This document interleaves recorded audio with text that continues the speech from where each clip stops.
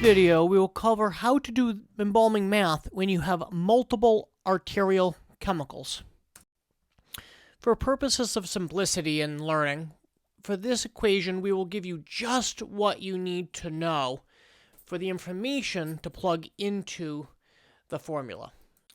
The body was embalmed with 18 ounces of a 21.5 index arterial, 4 ounces of an 18 index arterial, 16 ounces of a 32 index arterial, 4 ounces of a 36 index arterial, and 36 ounces of supplemental chemicals divided over 8 ounces, 8 ounces, 16, and 4.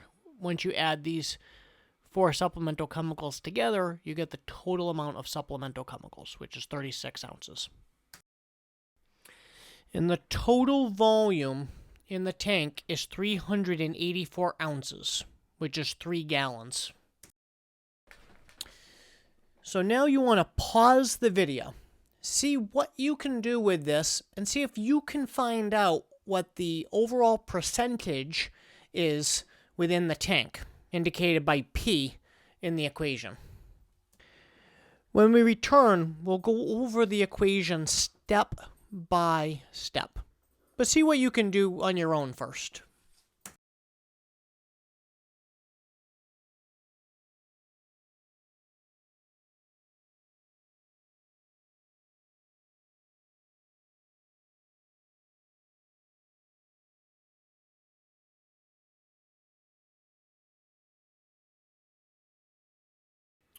We're going to continue using the same equation that we've been using up to this point, of index times concentrated ounces equals percentage of formalin in the tank times the total volume of the tank.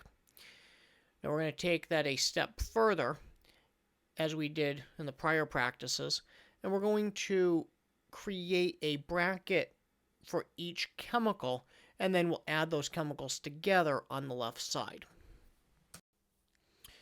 So, multiplying each chemical together, we get 387 for the first, 324 for the second, 512 for the third, and 144 for the fourth.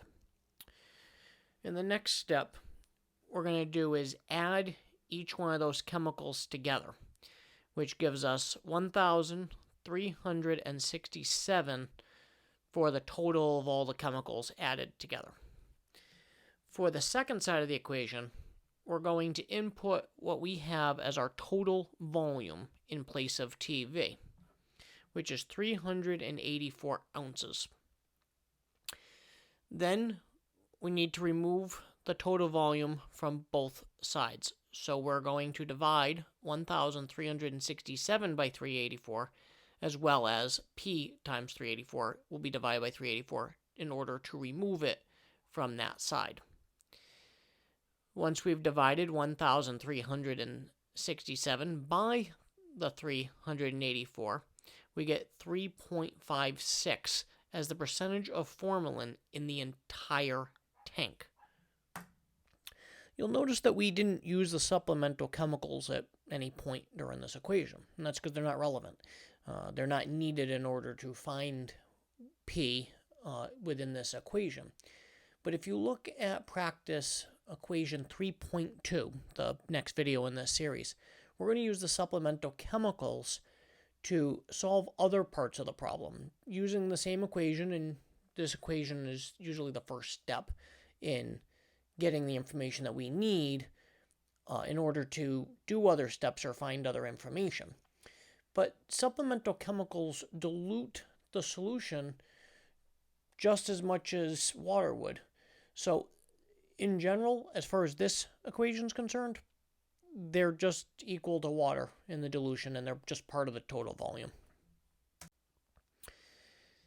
Take a minute to pause the video at this point and just review the information. Check what you have on the screen by what you have on your scrap paper from what you worked out earlier to see if you're correct and see if you have any areas that you need to improve or need clarification on.